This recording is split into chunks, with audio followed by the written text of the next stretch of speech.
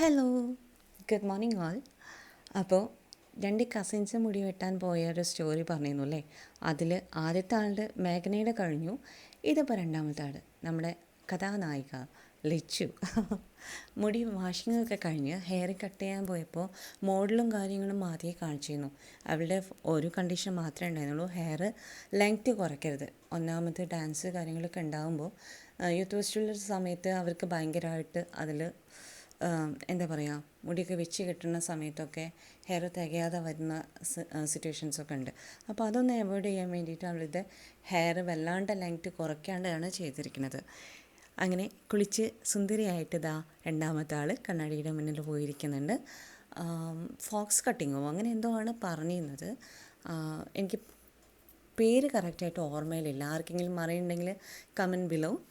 അങ്ങനെ ലെങ്ത്ത് കുറയ്ക്കാണ്ട് വകുപ്പെടുത്ത് ഓരോ സ്ഥലങ്ങളായിട്ട് തിരിച്ച്, അതാണ് കേട്ടോ ഭയങ്കര, എനിക്ക് ഹെയർ കട്ട് ചെയ്യുമ്പോൾ ഞാൻ എപ്പോഴും എക്സൈറ്റഡ് ആയിട്ട് കണ്ടുകൊണ്ടിരിക്കുന്നത് അതാണ്.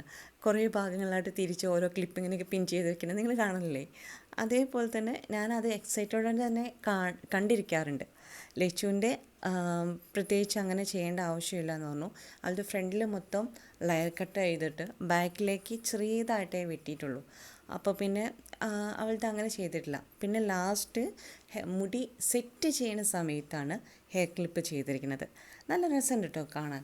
പേഴ്സണലി എനിക്ക് രണ്ടാളും ഇഷ്ടമായി. നമ്മൾ ലച്ചുവിൻ്റെ ഇടയ്ക്കിടയ്ക്ക് ചെയ്യുന്നുണ്ട്. അവൾക്ക് വലിയ ചേഞ്ചസ് ഒന്നും എനിക്ക് തോന്നിയില്ല. പക്ഷേ മേഘന അങ്ങനെയല്ല, ഭയങ്കരമായിട്ട് മാറിയിട്ടുണ്ടായിരുന്നു കേട്ടോ. അത് നിങ്ങൾക്ക് മുന്നത്തെ വീഡിയോ കാണുമ്പോൾ മനസ്സിലാവേ. അങ്ങനെ ആളെ സുന്ദരിക്കുട്ടിയായിട്ട് ഒരുക്കുന്നുണ്ട്. മുടി ഉണക്കിക്കൊണ്ടിരിക്കുകയാണ്. ഇനിയാണ് ഹെയർ സെറ്റ് ചെയ്യുക. കണ്ടോ, ഇപ്പോഴാണ് ഈ വകുപ്പെടുത്ത് ഓരോന്ന് ക്ലിപ്പ് ചെയ്ത് വെച്ചിരിക്കുന്നത്. പക്ഷേ രസമുണ്ടായിരുന്നു കേട്ടോ. ക്യൂട്ടാണ് രണ്ടാളെയും കാണാൻ. നമ്മുടെ മുടിയിലോ അല്ലെങ്കിൽ നമ്മുടെ ചേഞ്ചസിലോ ആറ്റിറ്റ്യൂഡിലോ എന്തെങ്കിലും ഒരു ചെറിയ ചെറിയ സ്പെഷ്യാലിറ്റി നമ്മൾ എപ്പോഴും കൊണ്ടുവരാൻ നോക്കുമ്പോൾ വല്ലാത്തൊരു പോസിറ്റീവ് മൈൻഡ് സെറ്റ് നമുക്ക് വരുന്നതായിട്ട് തോന്നിയിട്ടുണ്ടോ? എനിക്കങ്ങനെ പേഴ്സണലി തോന്നിയിട്ടുണ്ട്. അതുകൊണ്ട് തന്നെ ഞാനും ഇടയ്ക്കിടയ്ക്ക് ഓരോ മേക്ക് ഓവർ ചെയ്യലുണ്ട്. അതേപോലെ തന്നെ ലച്ചുവിനും ചെയ്യിപ്പിക്കലുണ്ട്.